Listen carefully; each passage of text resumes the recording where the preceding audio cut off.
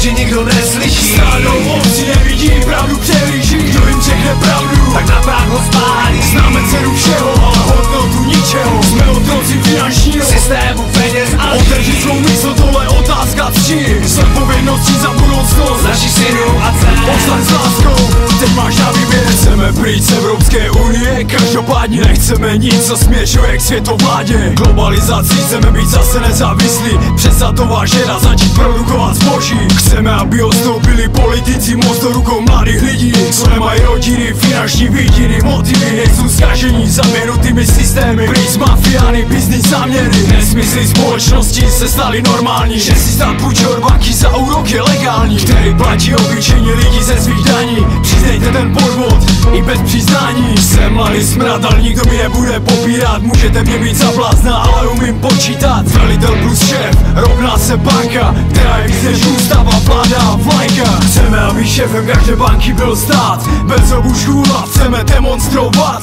Celé Československo, dejme si slib, že právo na svobodu si nenecháme vzít. Že když bude třeba, budeme stát bok po boku. Silně odhodlání, zleva zprava cítit oporu. Bez rozdílu vyznání, barvy pletí národů. Zbavení všech předsudků se postavíme k odporu. Naše země pláče, tak proč je nikdo neslyší? Stádou ovcí nevidí, pravdu přehlíží. Kdo jim řekne pravdu, tak na prach ho spálí. známe cenu všeho, ale hodnotu ničeho. Jsme otroci finančního Systému peněz a otevřít svou mysl, tohle otázka tři. S odpovědností za budoucnost našich synů a dcer. Postaň s láskou, teď máš na výběr. Chceme, aby nadřízení respektovali podřízené. Konec vaší šikany, práva máme rovnocenné. Neustále vyvíjení tlaku, držování bez strachu ze ztráty zaměstnání. Povstaň můj brachu, chceme naše prachy za práci, za zakázku. Nečekat 2 měsíce na vyplatí pásku. Všechno platit předem a dostáváme pozdě. Z ruky do huby, vítej ve spodní vrstvě. Konec privilegií, splatností velkých firem. Malí živnostníci musí živit, zaměstnance platí nájem.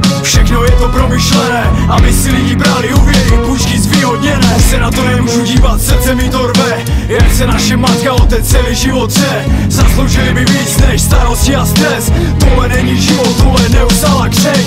Povstaň s láskou, chceme zdravé potraviny. Zbourat shopping centra, zpátky naše farmy. Nebo aspoň z farmy na půd jako zahraničí. Nety plné eček, naší duši nám to ničí. Chceme dýchat čistý vzduch, začíná být nepříčetný. Někde limit znečištění 8krát překročený. Chceme, aby lidské zdraví bylo víc než průmysl, víc než biznis a podnikatelský úmysl. Naše země pláče, tak proč je nikdo neslyší? Stádou ovcí nevidí, pravdu přehlíží. Kdo jim řekne pravdu, tak na prach ho spálí. známe cenu všeho, ale hodnotu ničeho. Jsme otroci finančního Systému peněz a otevřít svou mysl, tohle otázka tři. S odpovědností za budoucnost našich synů a dcer. Postaň s láskou, teď máš na výběr. Chceme, aby školství v dětech rozvíjelo tvořivost. Vlastní názor, duševní zdraví, žádná složitost. Nepotřebné informace zruší do boje. Nedělejte z dětí memorující stroje. Přestaňte nám ze západu tlačit propagandu. Všechny média, ostuda, začněte být pravdivá. Nezávislá jako naši hrdinové legendy. Novináři, nebuďte překladači agendy. A si začne vyžadovat změnu tam venku. Začněme sami u sebe, tam uvnitř. Jenom tam zakoupíš tu nejcennější vstupenku. Na cestu pravdy, egu řekni tak uhni. Už není místo pro sobectví a hloupost. Už není čas, potřebujeme odvahu a moudrost. Povstaň s láskou uvnitř svého svědomí. Největším činem se stane revoluce vědomí.